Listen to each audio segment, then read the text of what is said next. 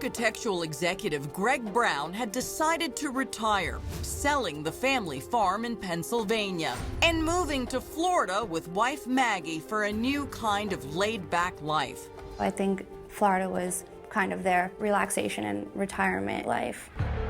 The couple was renting a waterfront house in Hudson, about 20 miles from Tampa, while their tropical island dream home was being built. And they could live out in the Keys.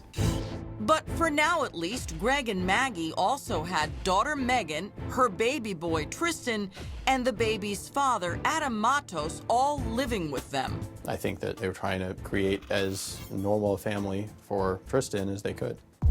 To make ends meet, Maggie has to take a job as a convenience store cashier. Megan starts waitressing at a local bar, and Adam briefly works in a restaurant kitchen until reportedly being fired. I think he was lazy and was not working and was not contributing. Causing only more conflict between Adam and Megan, who were already squabbling more than ever and reportedly even sleeping in separate bedrooms. They were pretty much done at that point. Megan had also begun going out with a new group of friends she'd met, leaving the unemployed Adam at home babysitting Tristan and battling the green-eyed monster. Jealousy. Wondering what Megan was doing and who she was doing it with into the early hours of the morning. He would be very pissed off if she was out with anybody, let alone another dude or another friend that happened to be a male. Was he obsessed with your sister? I would have to say so. I would have to say so. And Adam's seething jealousy eventually leads to a violent showdown one morning when Megan comes walking through the door around dawn after another fun night out. I just came home and my son's dad put a knife to my throat and he cut my hand and I'm like bleeding everywhere and my son's freaking out. A frantic Megan calls 911. Ma'am, he cut your hand with the knife? Yes. Okay. I'm bleeding everywhere. Okay, and that's the father of your son? Yes. Megan is weeping and sounds in fear for her life as she tries to comfort her baby boy Tristan. It's okay, baby. I'm sorry. Please just have someone come out here as soon as possible. He literally tried to kill me.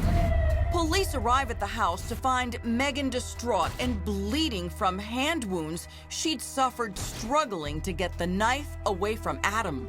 Which was consistent with exactly what she described, both on the 911 call and to the witnesses. She was obviously very upset. Adam took off after Megan called 911, but she tells police she's afraid he might come back even angrier than ever.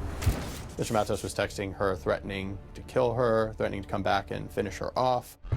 But days would go by without any further word of trouble between Megan and Adam. Only for the silence to break when a relative calls police to report that nobody had been able to reach any of the Browns by text or phone. When after a while she said, I'm just going to have to call law enforcement and get them involved. It's been 6 days now, and when cops show up, nobody appears to be home at the Browns' house. But they detect the foul and all too familiar odor of death and decaying bodies. The police thought something very bad has happened here, and there was a door that was left open. Yes. So they enter through the open door leading to the garage where the Brown family van is parked. They immediately see blankets on the ground behind a van. There's what appears to be blood all over the floor on the blankets.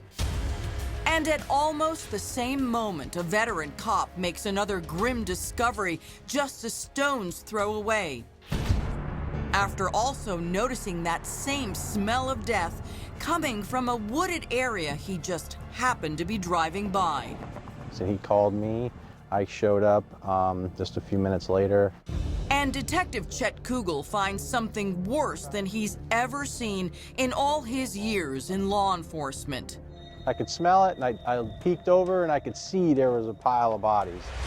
Decomposed beyond recognition. We didn't know exactly who or even how many total bodies were in the pile that we saw. But Detective Kugel could easily deduce that the Brown family was among them. It was just a common sense. You know, we had a house with several people that are missing, and now we have a pile of bodies less than a mile away, right up the street. As the medical examiner tries to identify the victims, detectives swoop on the Brown house with forensic experts and find a shocking scene. The place turns pink when it's sprayed with luminol, with a trail of blood stretching throughout the house, signs that the killer had tried to clean up some of it, and other clues to the horror that had occurred there.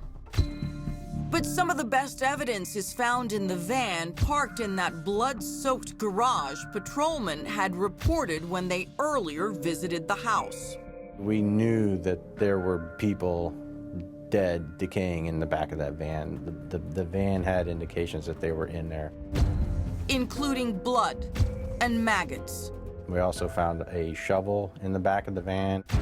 Which detectives believed the killer had used to try to bury the bodies in the yard.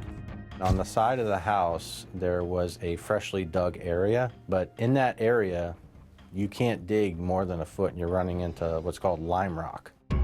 So, investigators say the murderer loaded the bodies into the back of the van and dumped them in that wooded area where they'd just been found. And just leaves them under a tree. Friends and relatives are devastated by the horrifying news. You know, I kind of just like fell to the ground. I didn't believe that it was true. Like, who could think that that could actually happen? Next, detectives learn Megan had been secretly seeing a new man and uncover a jealous love quadrangle that may have sparked the murders. Well, Nick was a friend of Megan's, and they were romantically involved. He said, I finally found the love of my life. Nick told them he and Megan were keeping their romance quiet until Adam had moved out of the house. He said, he can be a problem. And I said, what do you mean he can be a problem?